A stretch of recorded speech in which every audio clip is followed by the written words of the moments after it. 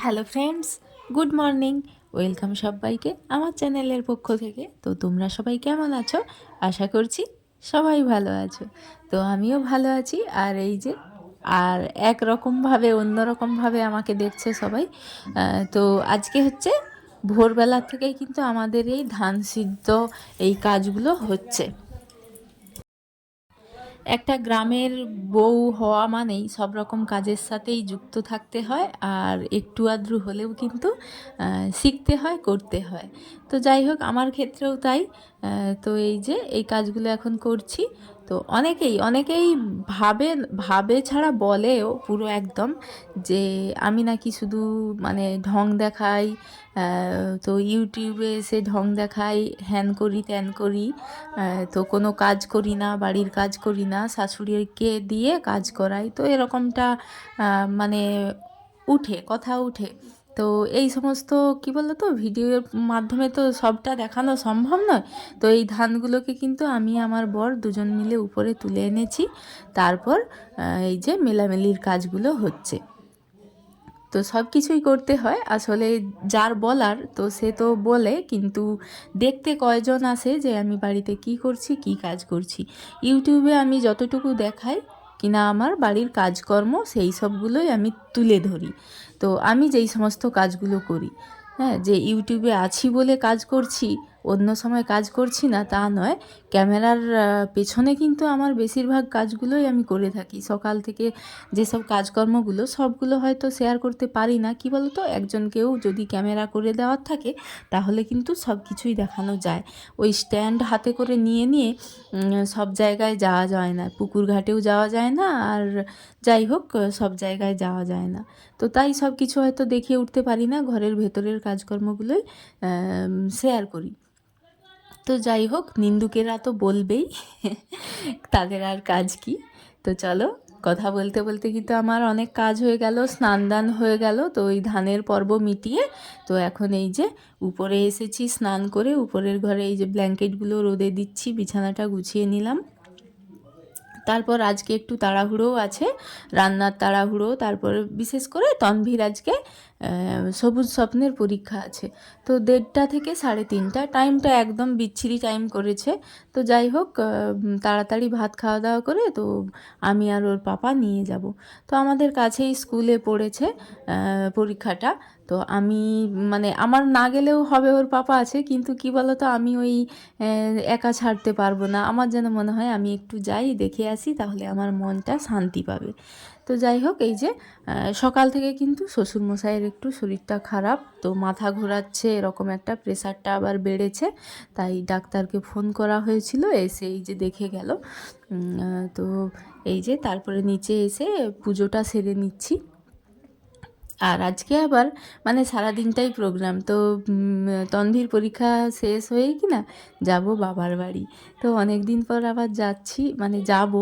তো সব কিছু জানোই তোমরা, ব্যাগ ট্যাগ গুছানো হয়ে আছে, আগের ব্লগে দেখেছো। আজকে আরেকটা স্পেশাল দিন, জানো তো, কি বলবো, বলার ভাষা নেই। তো নিজেকেই নিজে ট্রিট দিতে চেয়েছিলাম। আজকে 23 ডিসেম্বর আমার জন্মদিন, কিন্তু কি বলো তো, কখনো সেভাবে জন্মদিন পালন করা হয় না।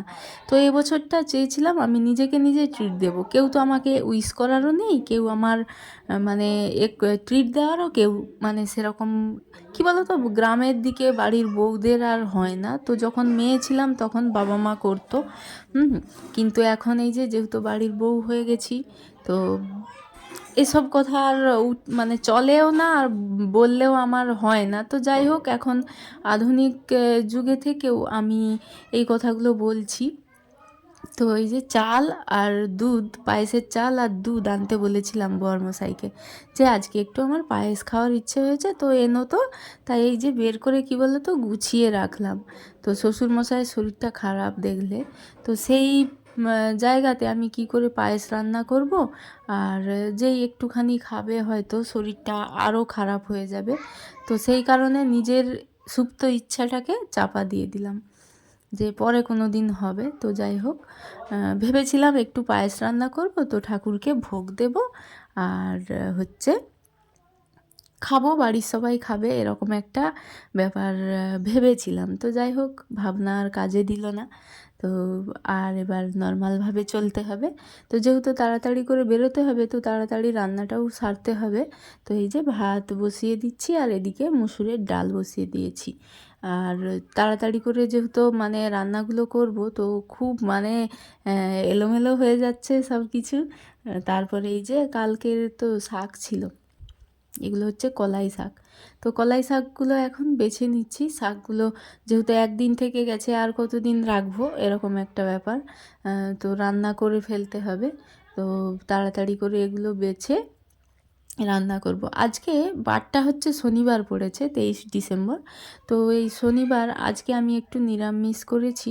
তো সেই কারণে আর আজকে বাড়িতে মাছও নেই, বাজার যাওয়ার সেরকম সুযোগও হয়নি এই ধানের চক্করে। তারপরে শ্বশুরমশাইয়ের শরীরটা খারাপ, মানে কেউ যেতেই পারলো না মাছ কেনার জন্যে, সেই জন্য একদম নিরামিষই।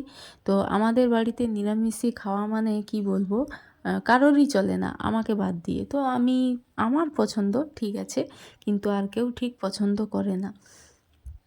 তো যাই হোক, আজকে আমার নিরামিষ আর বাকিদের আমিষ। তো ভাবলাম কি সবজি, সেই তো ডাল সবজি হবে, তাই মসুরের ডাল করে দিচ্ছি, যেহেতু মাছ টাছ নেই এই কারণে। তো এই শাক আর বাঁধাকপি এই দুটো রান্না কিন্তু আমি নিরামিষ বানাবো, তো যাতে আমি খেতে পারি। আর বাকি রান্নাগুলো কিন্তু আমিষ রান্না করব। তো এই যে গ্যাসের মধ্যে নিরামিষ রান্নাগুলো তুলে দিচ্ছি এখন। শাকটা আলু আর বেগুন দিয়ে কিনা একটু তরকারি মতো করব, সর্ষে বাটা দিয়ে যেটা হয়। তো আলু বেগুন কষানো হয়ে গেছে, তো এখন শাকগুলো দিয়ে ঝটপট করে শাকটা রান্না করে নেব।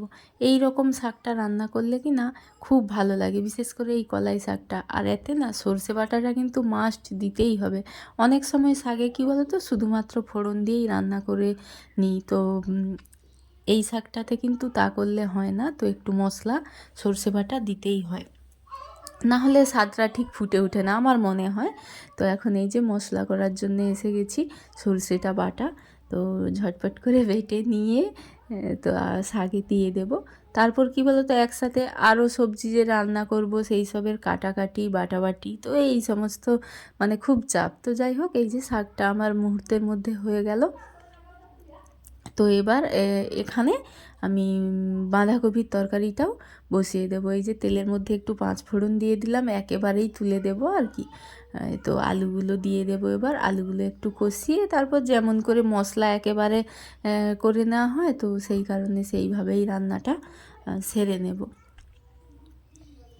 নিরামিষ যেহেতু না, তো ভাবছি যে সবাই পছন্দ করবে কি করবে। আমাদের বাড়িতে একটু এরকম নাক তোলা স্বভাব আছে যে আমিষ নিরামিষ ভালো, এরকম ভালো মন্দ। তো যাই হোক, একে সাথেই মশলাটা কষিয়ে এই যে বাঁধাকপি তুলে দিলাম।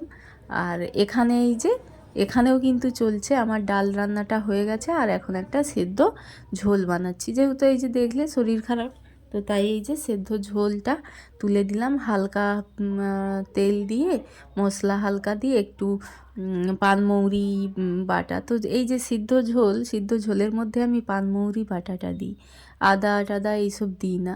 তো এই পানমৌরি বাটা দিয়ে না সিদ্ধ ঝোলটা খেতে কিন্তু খুব ভালো লাগে, মানে সবাই খুব পছন্দ করে। তো যাই হোক, সব রান্নাগুলোই কিন্তু আমার কমপ্লিট হয়ে গেছে। আর ওদিকে হচ্ছে আগের দিনকে কয়েকটা মাশরুম ছিল, তো সেই মাশরুমটা ওই যে সসপ্যানের মধ্যে ভাজা বসিয়েছি, আর ওখানেই করব কিনা একটু চাটনি।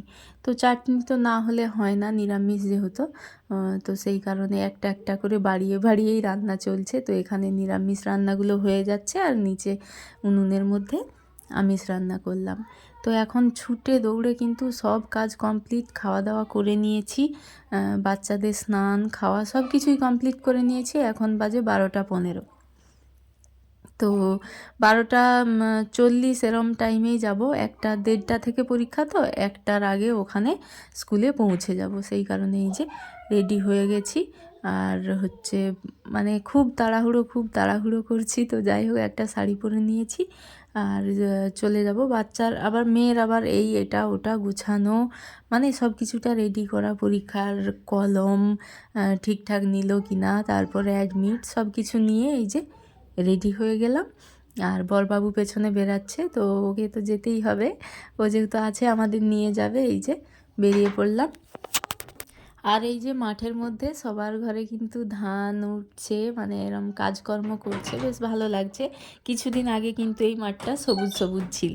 তো ফাইনালি এই যে এসে গেলাম, আর অনেক মানুষরা সবাই এসে গেছে মোটামুটি। তো এসে আগে ওর রোল নম্বর চেক করে তো রুম দেখবো, দেখে ওকে বসিয়েও দিয়েছি এই যে। তো চলো আজকের ব্লগটা এই পর্যন্ত, আবার দেখা হচ্ছে নেক্সট